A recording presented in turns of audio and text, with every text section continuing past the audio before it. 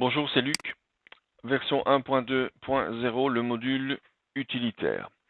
Alors, quelques mots d'importance quand même sur le module utilitaire dans la section outils divers.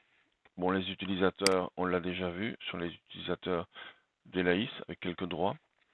Les paramètres, vous connaissez également, même si cette section doit être impérativement revue, allégée, explicitée.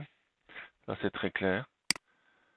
Et enfin, les outils divers qui comportent des choses pour le moins importantes que sont la sauvegarde de la base de données. Ici, lorsqu'il entre dans le module, Elaïs calcule la taille du directory Elaïs Data, 45 Go, 67 en l'occurrence, et il liste les éventuels disques qui sont, et met en vert, les éventuels disques qui sont susceptibles de recevoir une sauvegarde. Lorsque la sauvegarde a été effectuée, donc en fait la sauvegarde c'est il faut en fait donner à Elaïs un répertoire sur un des disques qui est compatible avec la capacité à sauvegarder, donner un nom explicite au backup, et c'est tout. Lorsqu'on est prêt, il suffit de cliquer sur démarrer la sauvegarde. En rappel, ici, on a la date de la dernière sauvegarde, la durée de telle heure à telle heure.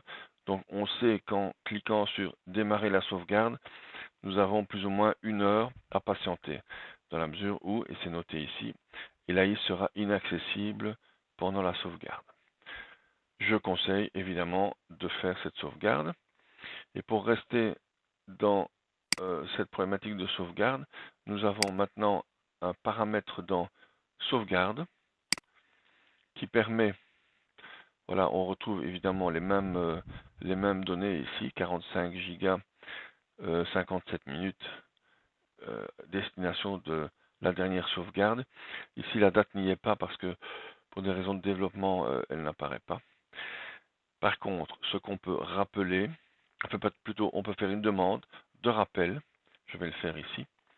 Demande de rappel de la sauvegarde. Autrement dit, voilà, ici j'ai demandé une fréquence tous les 10 jours. Tous les 10 jours, on aura une demande de rappel.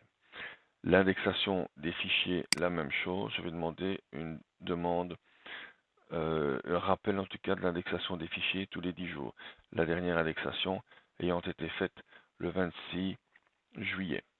Alors, qu'est-ce qui se passe lorsqu'on a notifié ces demandes de rappel et de sauvegarde?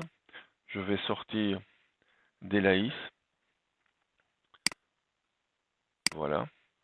Et en rentrant dans Elaïs, normalement après ce message qui est un message bien sûr de développement, j'ai ce fameux rappel de sauvegarde et d'indexation. En l'occurrence, rappelez-vous, je n'avais pas de date de dernière sauvegarde, donc par défaut de date, on me dit qu'aucune sauvegarde n'est enregistrée.